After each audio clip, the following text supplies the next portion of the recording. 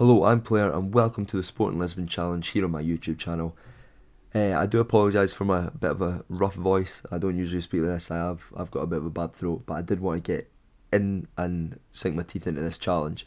It's a challenge that I've kind of made up myself, and the idea is Sport in Lisbon haven't won the Portuguese top flight in currently 18 years, and it is actually the joint longest spell that they've gone without winning the domestic league. If I look at their kind of competition wins here, you will notice that the last time they won it was actually in 2002. So my challenge is to try and win the league in the next 3 years with Sporting Lisbon. The reason it is 3 years is because, one, I think it's really unrealistic to do it in this first season here. I'll show you the team in a little moment. And 3 years will bring it up to the kind of 20-year mark in total, and I feel like 20 years is a good round number to kind of try and attempt to do this in. For those that don't know too much about the Portuguese league, Sporting Lisbon are considered one of the big three sides alongside Porto and Benfica. The reason why Sporting Lisbon haven't really done so well in the league in recent years is because they've had a lot of financial trouble in recent times, like in the last kind of 10 years or so, as well as kind of mismanagement up in the kind of boardroom areas and a lot of kind of things like that, which have ended up resulting in poor on-field performances for the most part.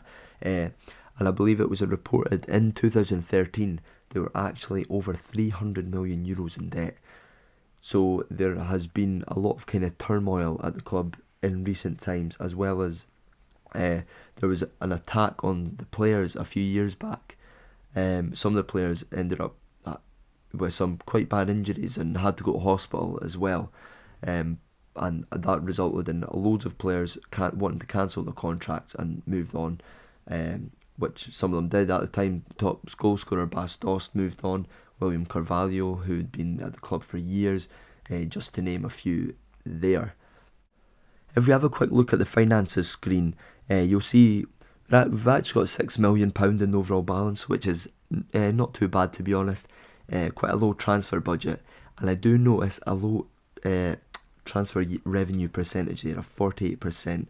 That could be an issue for this opening season, because that budget and with that percentage, I mean, I don't know if you'll bring in too many players, because that's just simply too low. But if you look at the debt, the club is still on £160 million in debt, so that would explain the low transfer revenue. But I will try and upgrade that here, try and increase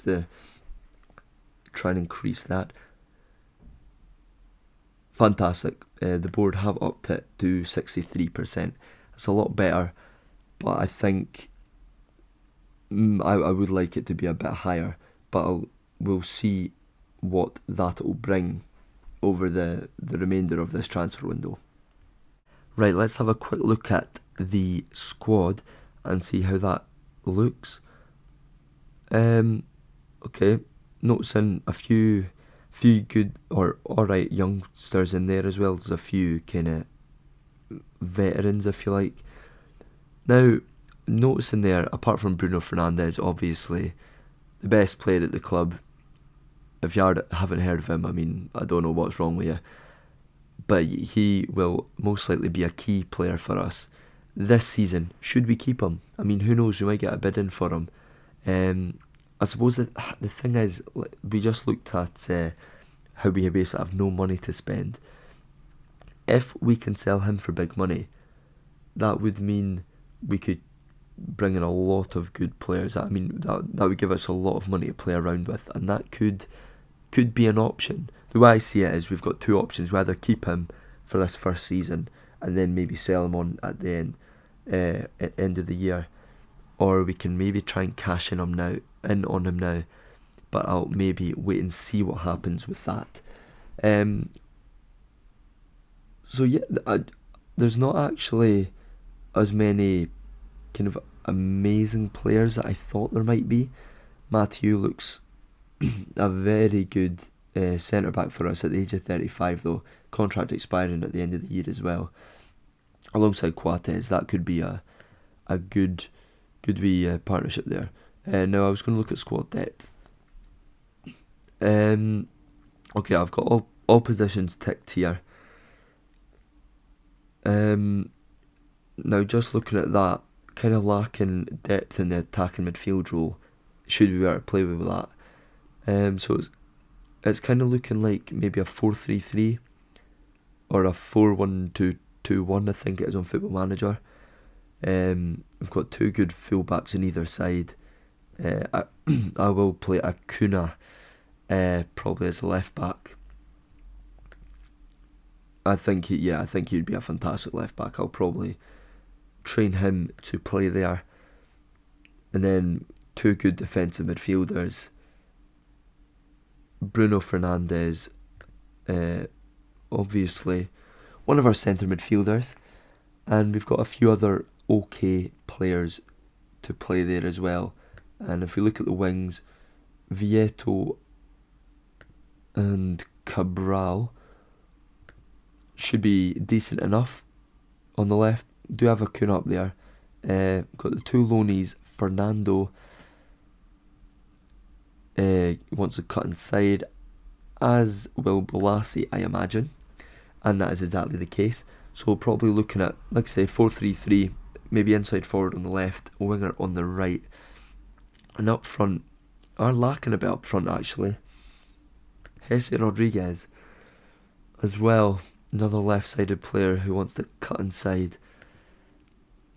Don't really rate this man at all, to be honest with you, but I mean he could maybe be a backup striker, because it does look like we are lacking up top. We do have Vieto there, who again can play on the right, and Luis Felipe here, who looks alright, looks okay. I'm noticing a lot of Brazilians in the squad actually, quite a few. But yeah, I'm thinking 4-3-3 is probably the way we will go with that. But I think I'll sort out the tactics in that offline for the first game, which will be the next episode, which will be in the Super Cup, which I believe will be against Benfica, because I'm pretty sure Benfica won the league last year. I'll just have a quick look here. Competitions. Yes, they won the league last year, so that Super Cup game is when I will come back for the next episode. I think if we go back to looking at the squad briefly again, I mean, the squad looks good enough to... What's our predicted finish actually? I think the squad looks good enough to definitely qualify for Europe. Whether or not it'd be good enough to push for the league title this season, I don't know. I'm really not so sure. And yeah, predicted finish third.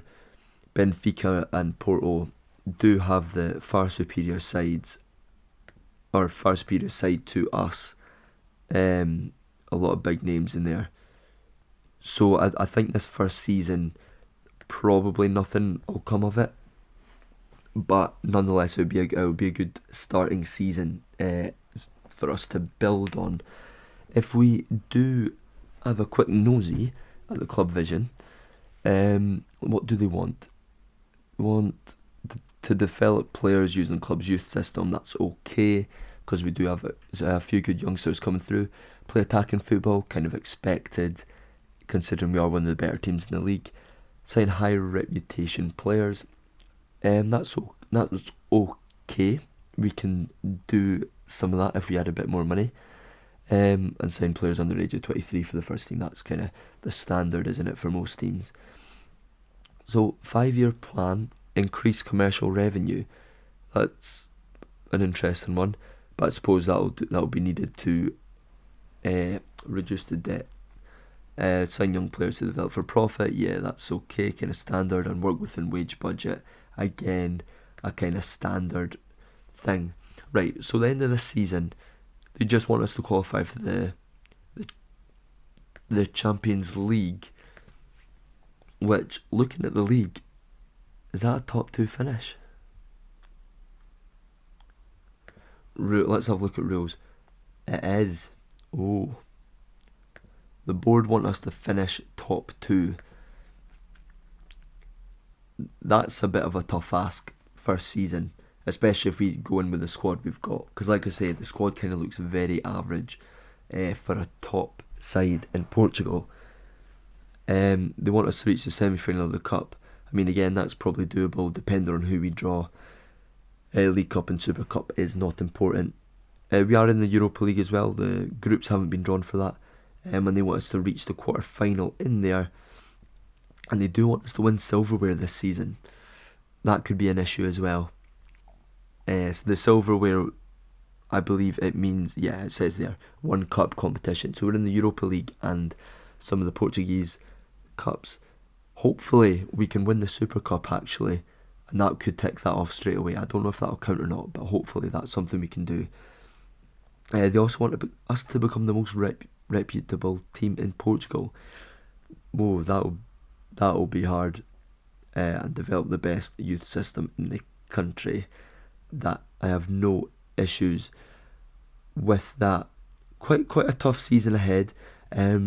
Because this kind of challenge I've set is primarily to win the league, I won't really be caring about the cups too much. But we'll see how we get on with them as well. I'm not going to just throw them on purpose. I think I will actually end the episode here. I do kind of want to make these episodes kind of short and sweet, if you like.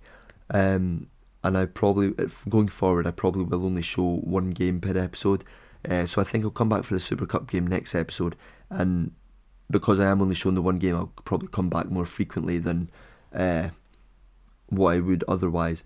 So I'll probably come back after that game, every few games, like every maybe 5 games after or something along those lines.